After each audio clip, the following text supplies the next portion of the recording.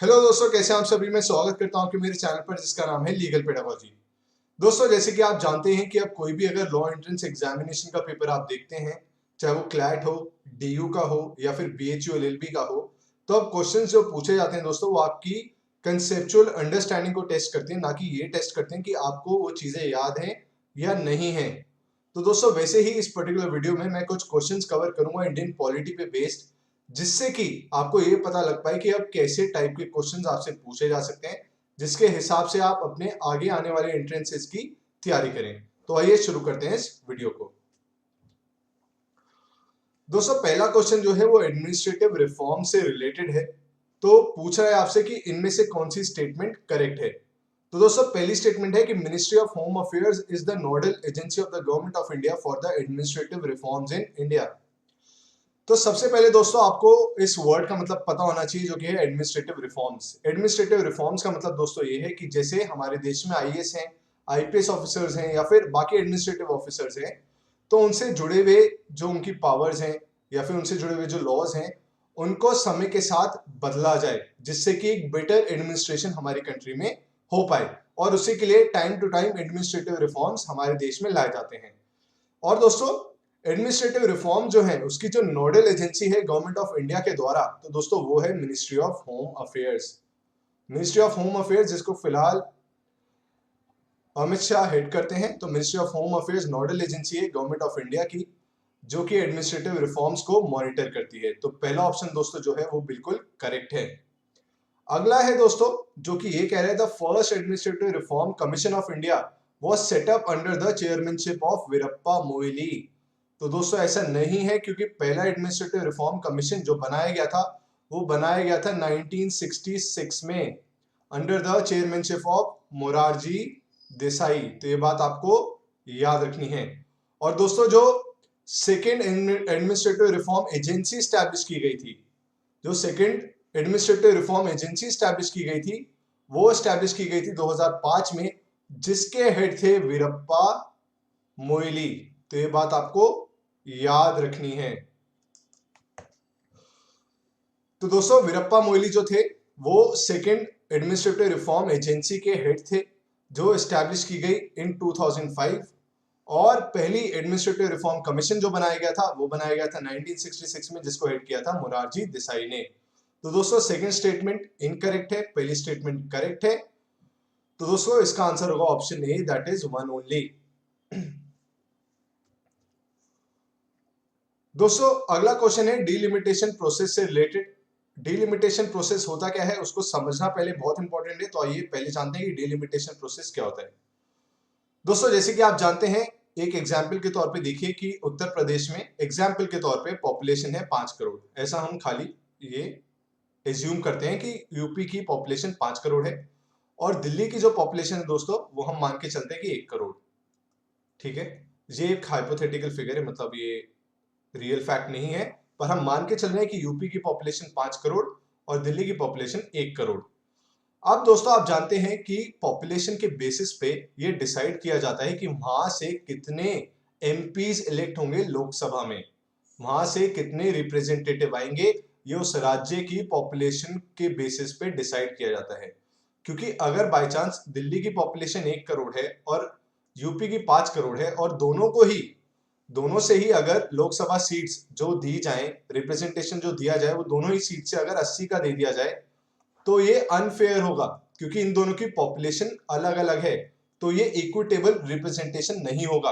और इसी के ऊपर चेक रखने के लिए जो अपॉइंट किया जाता है वो होता है डिलिमिटेशन प्रोसेस। डिलिमिटेशन प्रोसेस का दोस्तों काम यही होता है कि वो ये बात देखे कि कितने एमपीज का रिप्रेजेंटेशन होना चाहिए किसी पर्टिकुलर एरिया से, उसकी पॉपुलेशन के बेसिस पे। और दूसरा ये कि किसी पर्टिकुलर एरिया में कितने एसटीज और एससीज हैं, किसी लोकसभा रिप्रेजेंटेशन जहां से आ रहा है वहां पे कितनी पॉपुलेशन है एससी और एसटीज की।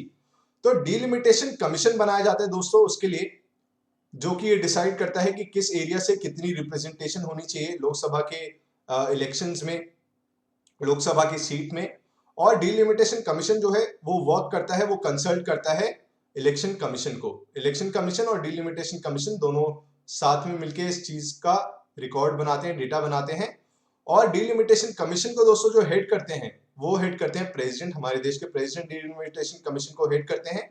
और इसमें बाकी 3 मेंबर्स और होते हैं जो कि होते हैं रिटायर्ड सुप्रीम कोर्ट जज, एक मेंबर ये होते हैं, दूसरे चीफ इलेक्शन कमिश्नर और तीसरे होते हैं स्टेट इलेक्शन कमीशन।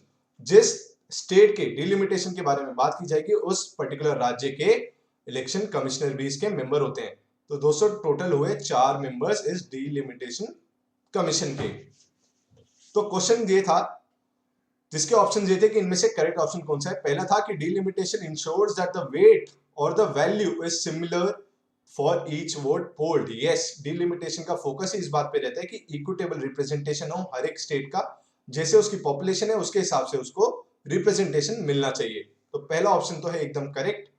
दूसरा है रिप्रेजेंटेशन ऑफ पीपल एक्ट 1950 जिसने पावर दी थी, confers on the president the power to delimit after consultation with election commission of India। जैसे कि मैंने आपको बताया था डिलिमिटेशन कमीशन जिसको प्रेसिडेंट हेड करते हैं वो in consultation with election commission areas को डिलिमिट करते हैं। तो दोनों ही ऑप्शन जो है दोस्तों वो दोनों ही करेक्ट है। तो इसका आंसर होगा option D, that is both of these.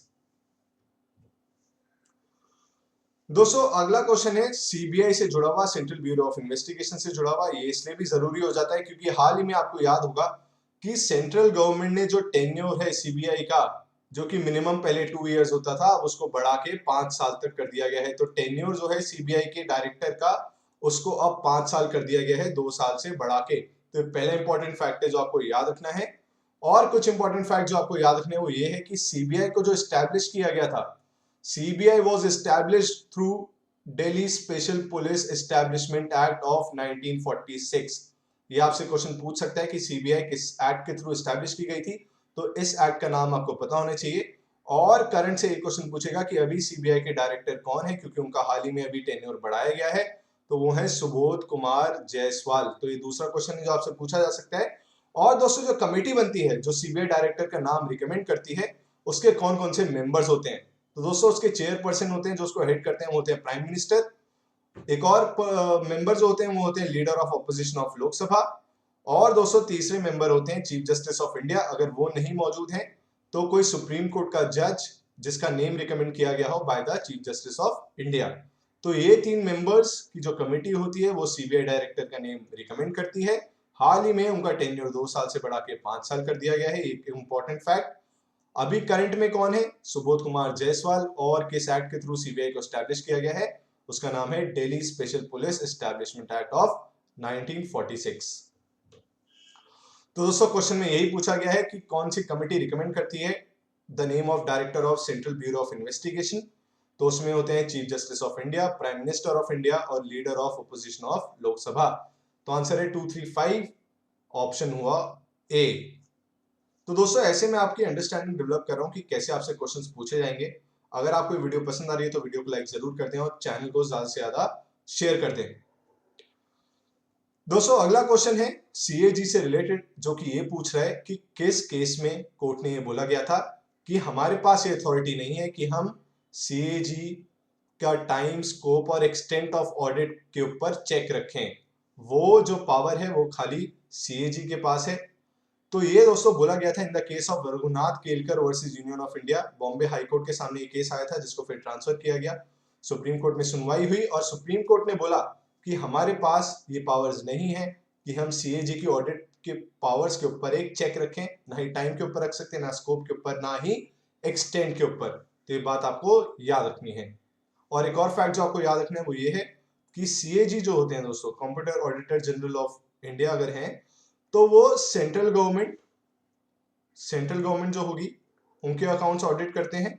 उसके साथ ही साथ दोस्तों जो स्टेट गवर्नमेंट होगी उसके अकाउंट भी ऑडिट जो करता है वो सीएजी ही करते हैं। तो ये बात आपको याद रखनी है। अगला क्वेश्चन है दोस्तों जुडिशियरी से रिलेटेड, जो कि पूछ रहा है कि consider the following statement with respect to judiciary in India. और पहला ऑप्शन है अ सुप्रीम कोर्ट जज can resign his office by writing to chief justice of India. तो मैं आपको बताना चाहूंगा कि सुप्रीम कोर्ट के जज को इम्पीच किया जा सकता है, जो कि एक बहुत ही लेंथी प्रोसेस है, या फिर उनकी जो टेन्योर है वो 65 इयर्स ऑफ एज तक होता है। ये दूसरा इंपॉर्टेंट फैक्ट है जो आपको पता होना चाहिए। तीसरा दोस्तों ये है कि अगर वो रिजाइन करना चाहते हैं अपने ऑफिस से तो उन्हें रेजिग्नेशन लिखना होता है प्रेसिडेंट ऑफ इंडिया को। तो दोस्तों ये 3 क्रूशियल पॉइंट्स हैं सुप्रीम कोर्ट से रिलेटेड जो आपको पता होने चाहिए। और दोस्तों ये पहला ऑप्शन कह रहा है कि रिजाइन अगर सुप्रीम कोर्ट के जज को करना है तो उन्हें चीफ जस्टिस को रेजिग्नेशन लिखना होगा, पर ऐसा नहीं है क्योंकि रेजिग्नेशन लिखा जाता है प्रेसिडेंट को। तो पहला ऑप्शन तो दोस्तों हो गया है गलत।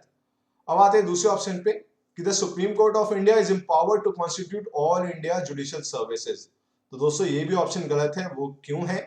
क्योंकि अंडर आर्टिकल 312 ये बोला गया है कि अगर कोई ऑल इंडिया सर्विसेज बनानी होती है, कॉन्स्टिट्यूट करनी होती है, चाहे वो जुडिशियल सर्विसेज हो या बाकी कोई सर्विसेज हो ऑल इंडिया लेवल पे, तो उसका प्रोसेस ये होता है कि उसको पार्लियामेंट ही बनाती है।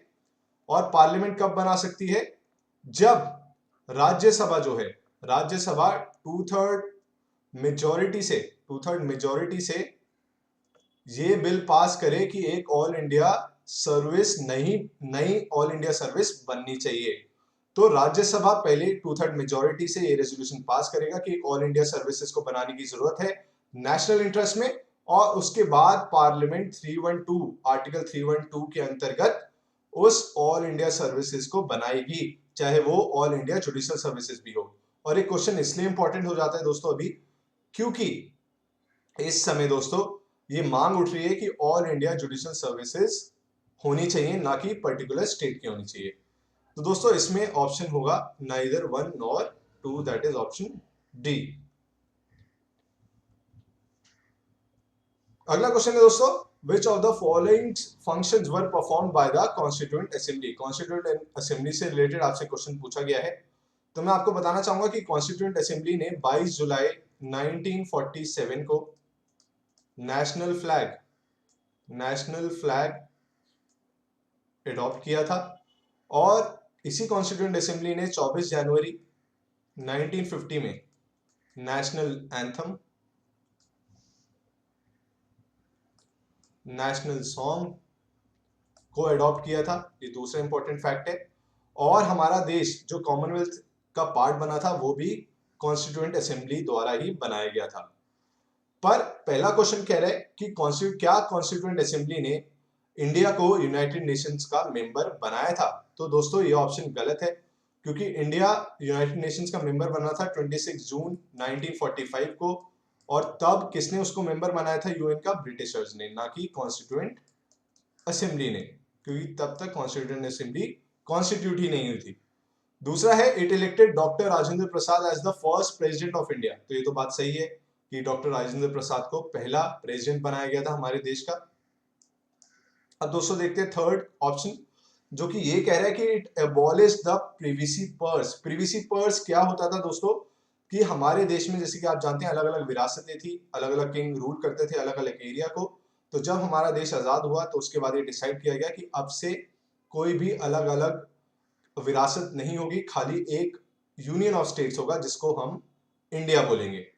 तो दोस्तों आपसे ये बात कह रहा है कि क्या कॉन्स्टिट्यूएंट असेंबली ने प्रीवी पर्स को एबॉलिश किया था? प्रीवी पर्स दोस्तों क्या होता था कि जैसे कि उन विरासतों को हमारे देश में मिलाया गया तो उनसे ये प्रॉमिस किया गया था कि उनको जो सेंट्रल गवर्नमेंट है उसके रेवेन्यू से कुछ पैसा दिया जाएगा हर साल। तो दोस्तों मैं आपको बताना चाहूंगा कि प्रीवी पर्स को कॉन्स्टिट्यूएंट असेंबली ने रिमूव नहीं किया था, एबॉलिश नहीं किया था, बल्कि जो प्रीवी पर्स है, जो ये पैसा दिया जाता था अलग अलग विरासतों को, वो 26 अमेंडमेंट 1971 के थ्रू एबॉलिश किया गया था। ये अमेंडमेंट लाई थी सेंट्रल गवर्नमेंट, जिसके ऊपर 3 साल की लीगल बैटल चली, और फाइनली इस प्रीवी पर्स को एबॉलिश किया गया और ये डिसाइड किया गया कि अब से विरासतें जो हैं अलग अलग, उनको कोई भी पैसा सेंट्रल गवर्नमेंट के खजाने से नहीं दिया जाएगा। तो दोस्तों ये थे कुछ क्वेश्चंस जो मैंने आपके साथ शेयर किए और आपको कंसेप्चुअल अंडरस्टैंडिंग डेवलप करने की कोशिश की। मैं आपको बताना चाहूंगा कि मैं बहुत जल्द लाइव क्लासेस लाने वाला हूँ, एक कॉम्प्रिहेंसिव कोर्स लाने वाला हूँ, और कुछ ऐसे प्राइस पे उसको लाने की कोशिश की जाएगी जिससे कि हर स्टूडेंट, चाहे वो किसी भी इकोनॉमिक बैकग्राउंड का हो, चाहे बहुत ज्यादा अमीर हो या गरीब हो, सभी लोग उसको अफोर्ड कर पाए। तो आपको ये वीडियो पसंद आई हो तो वीडियो को लाइक जरूर करें। Thank you so much.